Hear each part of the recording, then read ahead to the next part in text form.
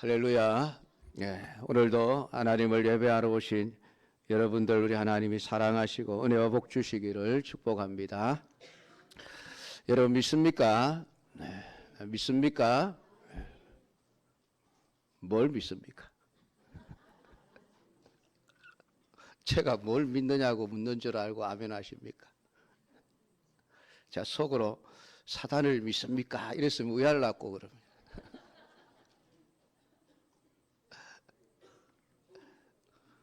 어쨌든 저를 믿어주셔서 감사합니다. 제가 나쁜 말 안 할 줄로 여러분들이 믿고 아멘 해주셔서 참 감사합니다. 우리가 하나님을 믿는 사람이죠. 하나님을 믿는데 하나님의 어떤 부분을 믿습니까? 하나님의 무엇을 믿습니까? 물론 우리가 하나님의 모든 것을 다 믿지요. 믿어야 되는데 하나님은 전능하신 분이시라고 하는 것을 믿으셔야 합니다. 하나님이 혹시나 할 수 있는 것과 할 수 없는 것이 있는 분이다. 혹시 그렇게 믿으시는 분은 안 계십니까? 잘못된 믿음입니다. 우리 하나님은 전능하신 분, 어떤 것도 하실 수 있는 분이시라고 하는 사실을 여러분이 믿으셔야 합니다. 또 우리는 하나님의 지혜를 믿어야 합니다. 하나님이 모든 것을 다 아시고 계신다는 것을 믿으셔야 한다는 겁니다. 혹시 여러분 중에 하나님이 잘 모르는 것이 있을 것이다, 그렇게 믿고 계신 분은 없겠지요. 없으셔야 합니다. 하나님은 모든 것을 다 아시고 계시는 분이시고 모든 것을 다 하실 수 있는 분이시라는 사실을 우리가 믿어야 하는 것입니다. 그러면은 우리가 하나님을 믿습니까? 라고 물으면 우리는 아멘이라고 대답을 합니다. 그럼 믿음이라고 하는 거 뭘까요, 여러분? 그냥 우리가 입으로 믿습니다 라고 대답을 하면 하나님이 그것을 들으시고 그래, 너희들 나 잘 믿고 있구나, 확실하게 믿고 있구나, 그렇게 하나님이 인정을 해 주실까요? 하나님은 우리의 말을 들으시는 분이 아니십니다. 하나님은 우리의 행동을 보시는 분이십니다. 우리의 믿음을 평가하실 때에 우리의 믿습니다, 아멘이라는 입술의 말을 듣고 우리의 믿음을 평가하시는 것이 아니라 우리가 행하는 행동들을 보면서 저 사람이 나를 믿고 있구나, 안 믿고 있구나를 평가하시는 것입니다.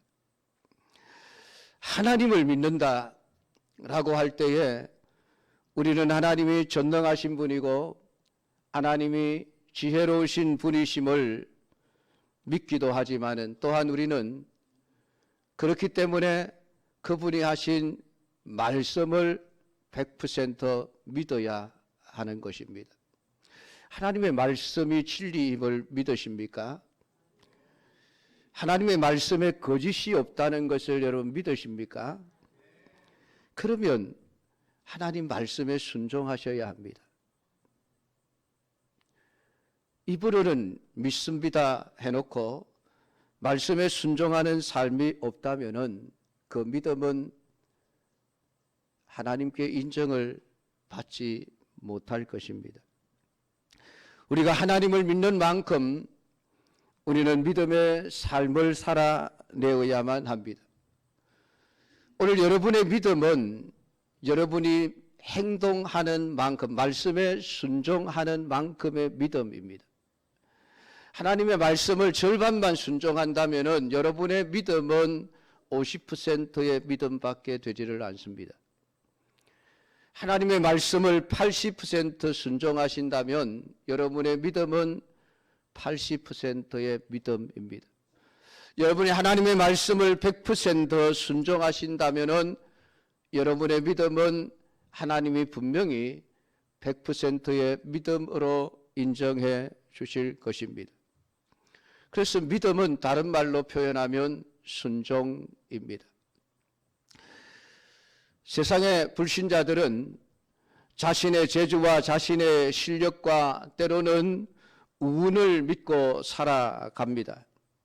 그러나 우리 그리스도인들은 무엇을 하든지 하나님을 믿고 사는 사람이어야만 합니다. 오늘 하나님이 세상을 말씀으로 창조하셨고 하나님의 지혜는 완전하며 하나님의 능력은 전능하시기 때문에 오늘 하나님이 그 입으로 하신 모든 말씀은 틀리지 않는다는 믿음을 우리가 가지고 살아가야 합니다. 그러니까 말씀을 믿으면은 반드시 말씀에 순종하게 되어져 있습니다. 우리가 하나님의 말씀을 믿지 않는다는 것은 곧 하나님의 지혜와 하나님의 능력을 믿지 못한다는 것과 동일하게 되어집니다. 그래서 순종이 없는 믿음은 믿음이라고 말할 수 없습니다. 아무리 입으로 믿습니다를 100번, 1000번을 외치고 아멘을 10,000번을 한다 할지라도 그 말씀에 순종함이 없으면은 그 믿음은 믿음이 아닙니다. 나만의 믿음입니다. 나는 믿지만은 하나님은 그것을 믿음으로 인정하지 않는다는 것이죠. 성경의 역사를 살펴보십시오. 창세기부터 요한계시록 마지막까지 하나님의 말씀에 순종한 자들과 불순종한 자들의 역사를 기록해 놓은 것이라고 말할 수 있습니다. 하나님의 말씀에 순종한 자들은 복을 받았고 하나님의 말씀에 불순종할 경우에는 언제나 저주와 심판이 있었다는 것을 보여주는 것이 성경의 역사입니다. 우리가 눈으로 보고 있는 이 모든 천지 만물은 어떻게 생겨났을까요? 하나님이 말씀하심에 모든 만물이 순종하여 생겨났다. 우리가 보고 있는 태양과 달과 우리가 살아가고 있는 터전인 지구와 식물과 동물과 물속의 물고기들, 이 모든 것들이 하나님의 말씀에 순종한 결과로 존재하고 있는 것입니다. 하나님은 최초의 인간인 아담에게 말씀에 대한 순종을 요구하셨습니다. 선악을 알게 하는 나무의 실과를 따 먹지 말아라. 따 먹으면 죽는다. 아담이 하나님의 말씀에 순종했을 때에 그들은 에덴 동산에서 아무것도 부족함이 없는 행복한 삶을 살았지만은 아담이 하나님의 말씀에 불순종하면서부터 인간의 모든 고통과 불행과 비극이 시작이 되어졌습니다. 노아의 홍수 사건은 하나님의 말씀에 순종한 자와 순종하지 않는 자들의 결과가 어떤가를 우리에게 극명하게 보여주고 있습니다. 내가 이 땅을 심판할 때니까 방주를 지어라. 노아와 그 가족들은 하나님의 말씀에 믿습니다. 아멘. 입으로만 믿는다고 했을 뿐만이 아니라 그들은 실제로 행동으로 방주를 지었습니다. 노아가 하나님의 말씀을 듣고 그냥 믿습니다. 아멘 해놓고 방주를 만들지 않았더라면 어떻게 되었을까요? 아마 틀림없이 하나님의 심판을 받아 그들 또한 죽었을 것입니다. 노아는 말로만 하나님께 믿습니다 한 것이 아니라 세상을 심판하신다는 하나님의 말씀이 그대로 성취될 것을 믿었고 그렇게 하실 수 있는 하나님의 능력을 믿었습니다. 방주를 만들라 그것이 생명이다라고 말씀하시는 하나님의 말씀을 믿었기에 사람들이 뭐라고 하든 사람들이 손가락질하고 비웃을지라도 그들은 오직 하나님의 말씀대로 방주를 지었습니다. 만들었습니다. 그게 믿음이었습니다. 반면에 노아의 가족 이외의 모든 사람들은 세상을 물로 심판한다라고 하는 하나님의 말씀을 믿지 않았습니다. 그들은 방주를 만들지 않았기에 결국은 하나님의 심판에 의해 영원히 멸망하고 말았습니다. 열왕기서를 읽어보면 수많은 왕들이 등장합니다. 그 왕들의 역사를 살펴보면 하나님의 말씀에 순종하는 삶을 살았던 왕들은 언제나 하나님께 복을 받았지만은 하나님의 말씀에 불순종했던 왕들은 언제나 저주와 심판을 받았습니다. 사울 왕을 통해서 하나님은 제사보다도 순종하는 것을 더 기뻐하신다는 것을 우리에게 말씀하셨습니다. 결국 말씀에 불순종했던 사울은 하나님께 버림을 받았습니다. 다윗이 하나님의 말씀에 순종하는 삶을 살았을 때에 하나님은 그에게 복을 주셨습니다. 솔로몬의 삶은 하나님의 말씀에 순종했을 때에는 엄청난 복을 받고 지혜의 삶을 살았지만 그가 하나님의 말씀에 불순종하여 이방신들을 섬길 때에 그는 가장 어리석은 자가 되어져 버렸고 솔로몬으로 인해서 나라가 둘로 쪼개질 뿐만 아니라 10지파 그 많은 땅들을 다른 사람의 손에 넘겨 주어야만 했습니다. 사복음서는 예수님께서 하나님의 말씀을 어떻게 순종하여 사셨는가라고 하는 기록입니다.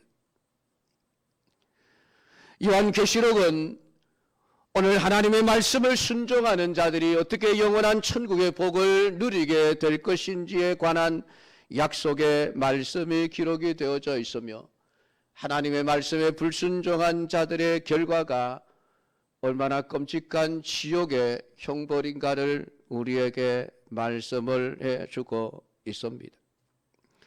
이 모든 성경의 기록은 순종과 불순종에 대한 결과를 우리에게 말씀해 주면서 하나님의 말씀에 순종하라고 요구하고 있는 것입니다. 성경은 그냥 귀로 들으라고 주신 책이 아닙니다. 성경은 그냥 눈으로 읽으라고 입으로 소리내어 읽으라고만 주신 책이 아닙니다. 하나님의 말씀을 읽는 자와 듣는 자들과 그 가운데 기록된 대로 지키는 자들이 복이 있다라고 말씀을 하셨습니다. 하나님의 말씀을 지키는 자들이 성경에 기록된 복을 받는 것입니다.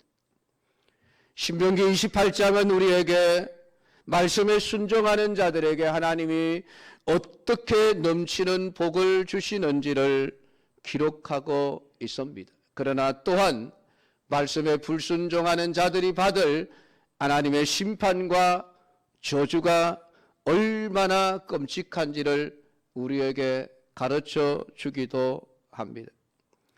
사랑하는 성도 여러분, 오늘 우리가 하나님을 믿는다면 우리는 하나님의 말씀을 믿어야 되고 하나님의 말씀을 믿는다면 그 말씀에 순종하는 삶을 살아야 합니다.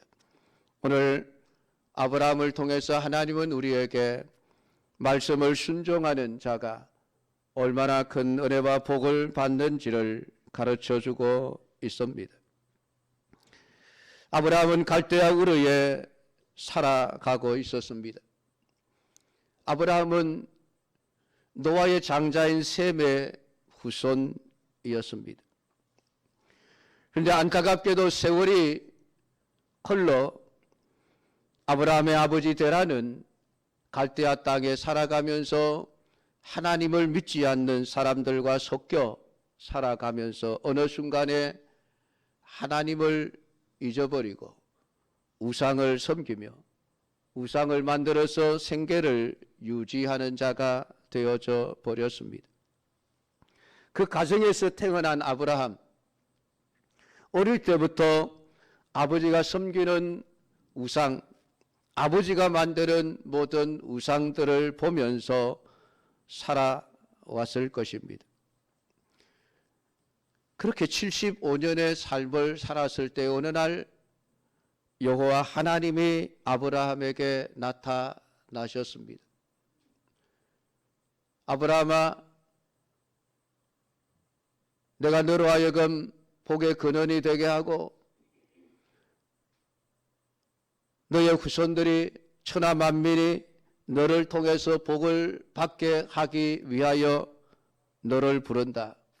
너는 고향 본토 친척 아비집을 떠나라. 내가 네게 보여줄 땅으로 가라 라는 말씀을 하셨습니다. 오늘 여러분이 이런 상황 속에서 이런 경우가 되었다고 한다면 과연 여러분은 어떤 행동을 보이실 수 있겠습니까? 과연 하나님의 말씀에 순종하실 수 있겠습니까? 아마 쉽지가 않을 것입니다. 평생에 한 번도 나타나지 않았던 하나님이 어느 날 갑자기 나타나서 내가 하나님이야. 너 내 말대로 하면 복을 받아. 그게 믿어지겠습니까? 평생 교회 다니며 하나님을 섬긴다 하면서도 하나님 말씀에 잘 순종하지 않는데 생전 몰랐던 하나님이 나타나셔서 내가 하나님이야. 너에게 복을 줄 테니까 내 말대로 해라. 과연 우리가 순종하실 수 있을까요? 근데 놀랍게도 아브라함은 하나님의 그 말씀에 순종하여 갑니다. 오늘 성경의 본문은 아브라함의 그 믿음을 이야기하면서 아브라함의 믿음을 순종이라는 말로 표현을 해놓고 있습니다. 아브라함이 하나님을 믿었다. 무엇을 보아 알 수 있는가? 그는 순종했다. 그 순종이라고 하는 말은 행함을 말하는 것입니다. 그래서 아브라함이 갈 바를 알지 못하고 나아갔다라는 행위에 대한 표현을 해놓고 있습니다. 나아갔다는 말은 움직였다는 이야기지요. 어디로 가야 할지도 모르지만은 어떤 방향으로 가야 할지도 모르지만은 일단은 하나님의 말씀을 들었을 때에 그런 그 말씀대로 자기가 살고 있던 모든 삶의 터전을 정리하고 본토 친척 아비집을 떠났다는 말입니다. 말로 말한 것이 아닙니다. 예, 하나님 떠나겠습니다. 말만 하고 그냥 미적미적대며 자리에 주저앉아 있었던 것이 아닙니다. 예, 하나님의 말씀에 순종하겠습니다. 당장에 벌떡 일어나 그 갈대아 우르 땅을 떠났다는 것입니다. 행위를 말하는 것이죠. 순종은 행함을 말하는 것입니다. 순종은 입술의 열매가 아닙니다. 순종은 행함의 열매입니다. 또한 아브라함은 9절에 보면 이방의 땅에 있는 것 같이 약속의 땅에 거류했다라고 말하고 있습니다. 거류했다는 말은 그 땅에서 살아갔다는 이야기입니다. 하나님이 주신 가나안 땅, 하나님이 인도하신 가나안 땅에 들어가 거기서 살았다는 것이에요. 살았다. 물론 아브라함이 여기저기 이동하면서 생활을 했지만은 어쨌든 하나님이 주신 그 가나안 땅을 떠나지 않고 그 땅에서 살았다는 것입니다. 아브라함의 삶을 한번 생각해 보십시오. 나이 75세입니다. 결코 적지 않은 나이입니다. 그 나이에 하나님이 이민을 가라. 어떤 나라로 갈까요? 그건 몰라도 돼. 일단 가라. 가면 내가 너에게 그 땅을 보여줄 거야. 참 하나님도 정말 너무하신다 안 그렇습니까, 여러분?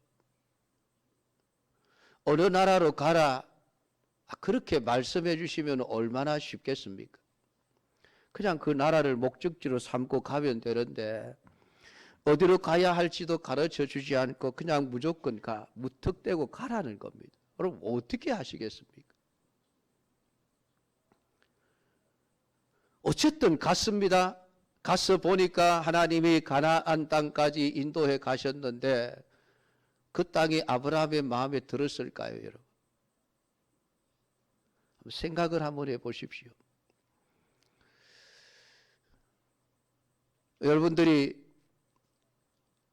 언젠가는 그 가나안 땅을 한번 구경하고 오셨으면 좋겠습니다.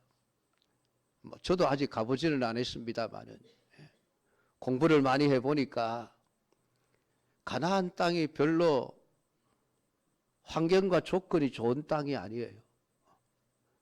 하나님이 주신 그 가나안 땅의 70%가 광야입니다. 광야. 물론 사막은 아니지만은 광야예요. 나무가 별로 없는 땅입니다. 그래서 비가 오면 풀이 자라나서 초원이 만들어지고 거기에 양떼들을 먹여서 살아가고 비가 오지 않으면은 메마른 땅이 되어지는 그런 곳이 가나안 땅입니다. 근데 여러분 아브라함이 살았던 갈대아 우르라는 땅은 어떤 땅인지 아십니까?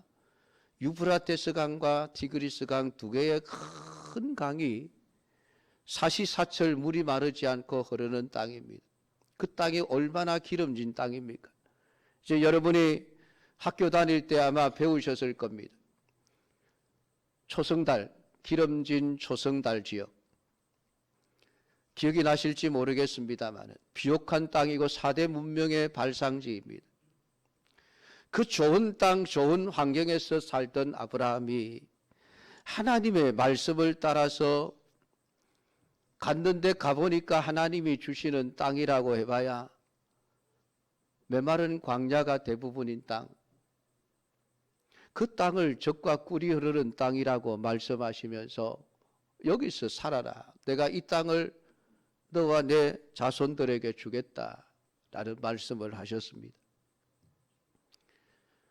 원래 살던 땅보다 더 환경과 조건이 좋은 땅으로 데리고 가셨으면은 그래도 알겠습니다. 하나님 좋은 땅 주셨군요. 여기서 살겠습니다. 그럴 수 있습니다. 그런데 더 열악한 환경으로 데리고 가신 거예요. 더 나쁜 땅으로 데리고 가셨다는 말입니다. 차라리 남쪽으로 더 내려가서 애굽 땅을 주셨으면 애굽 땅은 그 나일강의 그 삼각유역 비옥한 땅이죠. 그 땅이라도 주셨으면 또 모르겠습니다만은 하필이면 주신 땅이 진짜 열악한 환경을 가진 땅입니다. 근데 거기서 살 수가 있을까요? 근데 아브라함은 그 땅에 거류했다라고 표현을 하고 있습니다. 어떻게 이럴 수 있었을까? 어떻게 아브라함은 하나님이 더 나쁜 땅을 주셨음에도 불구하고 어떻게 그 땅에서 살 수 있었을까? 하나님을 철저하게 믿지 않았으면 할 수 없는 행위였습니다. 우리는 다 하나님께 기도할 때 더 나은 환경, 더 좋은 조건으로 우리에게 복을 주실 것을 우리는 요구합니다. 그래서 우리를 때로 하나님이 더 나쁜 환경으로 몰아가면 우리는 하나님 이건 아니고요. 이건 아니지 않습니까? 이건 말고요. 우리가 원하는 좋은 것을 주십시오. 우리는 그렇게 기도합니다. 그렇게 기도하는 우리에게 나쁜 환경과 나쁜 조건의 땅을 하나님이 주셨으니 쉽게 그 땅에서 아이고 하나님 감사합니다, 내가 여기서 주님의 말씀대로 순종하며 살겠습니다, 쉽게 그 말이 나오지 않을 겁니다. 근데 아브라함은 그 땅에서 거류했다고 합니다. 왜 그렇습니까? 하나님에 대한 철저한 믿음이 있었기 때문입니다. 하나님이 비록 지금 내게 주시는 이 땅, 좋은 조건, 좋은 환경은 아닐지라도 하나님이 이 땅을 정말 약속하신 말씀대로 젖과 꿀이 흐르는 땅이 되게 하실 것이라는 사실을 믿었기 때문입니다. 그 믿음이 있었기에 그는 그 땅을 떠나지 않습니다. 어쨌든 동서남북으로 이동하면서 다니고 잠시 그랄 땅으로, 애굽 땅으로 피신을 하기는 했지만은 다시 그 땅으로 돌아와 그 땅에서 살아갑니다. 하나님에 대한 믿음 때문입니다. 그분이 말씀하셨기에, 그분의 말씀을 믿기에, 그분의 말씀에 온전히 순종하는 삶을 살아내었던 것입니다. 하나님은 그것을 믿음이라고 지금 말씀을 하고 있는 것이죠. 또한 아브라함은 그가 약속을 유업으로 함께 받은 이삭과 및 야곱과 더불어 장막에 거하였으니라고 말씀을 하고 있습니다. 하나님이 주신 땅이면은 그 땅에서 그냥 집을 짓고 정착을 하며 살아갔으면 되는데 아브라함은 장막에 거하였다. 왜 좋은 집을 짓지 않고 천막 생활을 했을까요? 오늘 그것은 10절에 그가 하나님이 계획하시고 지으실 터가 있는 성을 바랐습니다. 13절에 가면 그것들을 멀리서 보고 환영하며 또 땅에서는 외국인과 나그네임을 증언하였으니 그들이 이같이 말하는 것은 자기들이 본향 찾는 자임을 나타내미라. 아브라함이 그 가나안 땅, 하나님이 주신 땅에서 거류하면서 좋은 집을 짓고 살지 않고 장막을 치면서 살았던 것은 그 가나안 땅이 전부가 아니라는 것을 알았기 때문입니다. 하나님이 주시고자 하시는 그 영원한 처소는 하나님이 계획하시고 지으실 터가 있는 성이 분명히 있다라고 하는 것을 믿었기 때문입니다. 눈에 보이는 황량한 그 시내 광야, 유대 광야, 그 광야로 가득 차 있는 그 땅이 아니라 하나님이 정말 아브라함에 주시고자 하시는 성이 따로 있다는 것을 바랐습니다. 그래서 그는 그 가나안 땅에 거류하며 살아가면서도 그는 외국인이었고 나그네였습니다.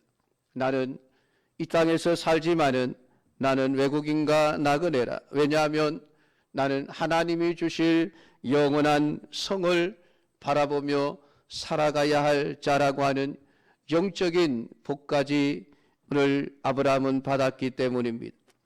그저 눈에 보이는 물질의 땅만을 본 것이 아니라 그 땅을 통해서 하나님이 주실 영원한 하나님의 나라 천국을 보았기에 그 가나안 땅이 하나님이 주신 땅이지만은 그 땅은 결코 영원한 처소가 아니라는 것, 그것을 믿었기에 그는 하나님이 주실 성을 바라보면서 나그네의 삶을 살아야 했습니다. 그래서 그는 집을 짓지 않고 언제나 천막을 치면서 살아갔던 것입니다. 오늘 아브라함은 어떻게 이렇게 하나님의 말씀에 순종하는 삶을 살아낼 수 있었을까요? 그는 하나님이 어떤 분인 줄을 제대로 알았기 때문입니다. 하나님이 어떤 분이신가?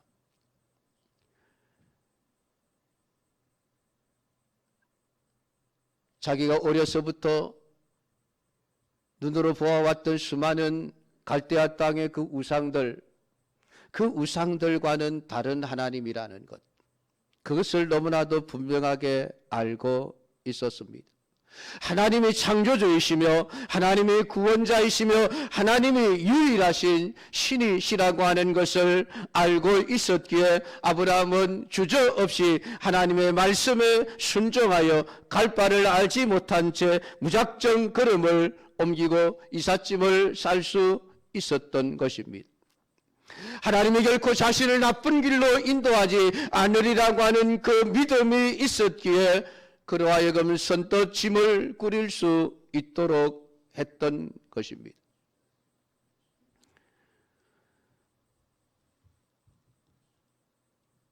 아브라함은 어떻게 하나님을 알 수 있었을까요? 우리가 성경을 자세히 살펴보면은 아브라함이 태어나 60세가 될 때까지 노아가 살아 있었습니다. 우리는 노아라 그러면은 아브라함과는 상관이 없는 먼 옛날 사람으로 생각을 하지만은 그 나이를 계산해 보면은 아브라함이 60세가 될 때까지 노아가 살아 있었습니다. 물론 노아와 같은 집에서 아브라함이 살아갔다 그런 것은 아닐 것입니다만은 어쨌든 10대 직계 조상이지 않습니까? 노아의 장자였던 셈의 후손이 아브라함이었습니다. 그러니까 아무래도 그 조상들을 통해서 그 할아버지 노아가 60세가 될 때까지 살아계심을 알고 있었고 그분을 통해서 하나님이 세상을 어떻게 심판하셨고 그 심판 가운데 말씀에 순종해서 방주를 지었던 그 노아 할아버지 가족들이 어떻게 살아났는지, 그리고 바로 아브라함 자신이 그 노아 할아버지의 말씀에 대한 믿음의 순종으로 통해서 자신이 세상에 존재하게 되었던 것을 알 수밖에 없었지 않겠습니까?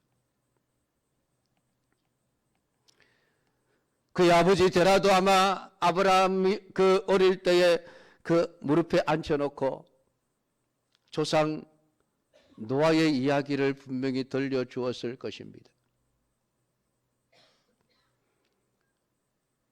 데라는 믿지 않았지만 아브라함은 그래도 자신이 들었던 그 하나님에 대한 모든 이야기들을 들으면서 하나님에 대한 믿음을 키워나가고 있을 것으로 생각이 되어집니다.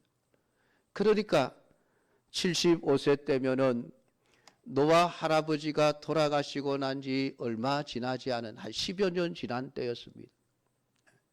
그러니까 그 노아 할아버지가 믿었던 그 하나님이 자신에게 나타나셔서 고향 본토 친척 아비집을 떠나라 하실 때에 아브라함은 그 하나님을 믿을 수 있었고 그 하나님의 말씀에 순종하여 떠날 수 있었던 것입니다. 아브라함은 하나님이 어떤 분이신지를 알고 있었기에 결코 자신을 해롭게 하실 분이 아니라고 하는 것, 죽은 자 가운데서도 다시 살리실 분이라고 하는 것을 믿었기에 이삭을 제물로 드릴 수 있었고 하나님이 어떤 분이신지를 알았기에 그분을 믿고 따를 수 있었던 것입니다. 사랑하는 성도 여러분, 우리의 믿음은 내가 하나님을 얼마만큼 아는가에 달려 있습니다. 오늘 여러분이 말씀을 통해서 하나님이 어떤 분이신지를 하나하나 알아갈 수 있게 되기를 주님의 이름으로 축복합니다. 그리고 하나님의 말씀에 전적으로 순종할 수 있는 믿음이 되기를 주님의 이름으로 축복합니다. 또한 우리가 하나님을 알고 자기 자신을 알 때에 우리는 온전한 믿음의 순종의 삶을 살 수 있습니다. 오늘 인간이 지혜를 자랑하고 지식을 자랑하지만 인간의 지혜와 지식은 결코 완전한 것이 아닙니다. 모르는 것이 너무 많습니다. 인간의 능력을 자랑하지만 그 능력 또한 전능한 능력이 아닙니다. 인간의 힘으로 할 수 없는 일들이 너무 많습니다. 그러나 하나님의 지혜는 완전하며 그분의 능력은 전능합니다. 그 하나님 앞에서 우리 인간이 모자라고 부족한 자임을 인정할 때에 우리는 하나님의 말씀에 순종할 수밖에 없을 것입니다. 여러분, 몸이 아파 병원에 가시면은 의사가 시키는 대로 순종하지 않습니까? 병원에 가서 의사의 말에 순종하지 않는 사람들도 가끔 있더라고요. 자기가 의사보다 더 똑똑하다고 의사가 하는 말에 반론을 제기하고 그 말대로 따르지 않는 사람들이 가끔 이렇게 보면 있습니다. 그분은 병원에 왜 가는지 모르겠습니다. 근데 대부분의 사람들은 의사의 말을 신뢰하죠. 의사가 진단을 하고 처방전을 내리면 약을 지어주게 합니다. 그럼 우리는 약국에 가서 처방전대로 약을 받아오면은 그 약사가 가르쳐 주는 대로 하루에 3번 먹으십시오. 식전에 30분 전에 먹으십시오. 그대로 지킵니다. 그게 순종이죠. 의사의 말에도 순종하고 약사의 말에도 순종하지 않습니까? 왜 순종합니까? 나보다 똑똑하니까. 나보다 내 병에 대해서 더 잘 아니까. 나는 모르는 해결책을 알고 있으니까. 우리는 그 의사를 믿고 그 약사를 믿기에 의사의 가르침에 따르고 약사가 지어주는 약을 순종해서 그 말씀 그대로 따르고 있습니다. 그게 믿음이에요, 여러분. 근데 여러분, 왜 하나님의 말씀은 안 믿을까요? 하나님의 말씀은 왜 순종하지 않을까요? 의사보다 10,000배, 100,000배도 더 똑똑하신 분이 하나님이신데, 약사들보다 더 정확한 분이 하나님이신데, 하지 못하실 일이 없는 전능하신 하나님인데 왜 인간이 하나님을 신뢰하지 않고 순종하지 않을까요? 다른 것 없습니다. 하나님을 못 믿어서 그렇습니다. 못 믿으니까 순종하지 않는 거예요. 오늘 인간이 자신이 얼마나 무능한 존재인지 그것을 알게 되어지면 우리는 하나님의 그 능력 앞에서 우리는 순종할 수밖에 없습니다. 오늘 여러분들이 여러분 자신을 제대로 알게 되고 하나님의 말씀에 온전히 순종하게 되기를 축복합니다. 말씀에 순종하는 길은 복받는 길입니다. 하나님이 왜 우리에게 말씀을 순종하라고 하실까요? 하나님을 위해서입니까?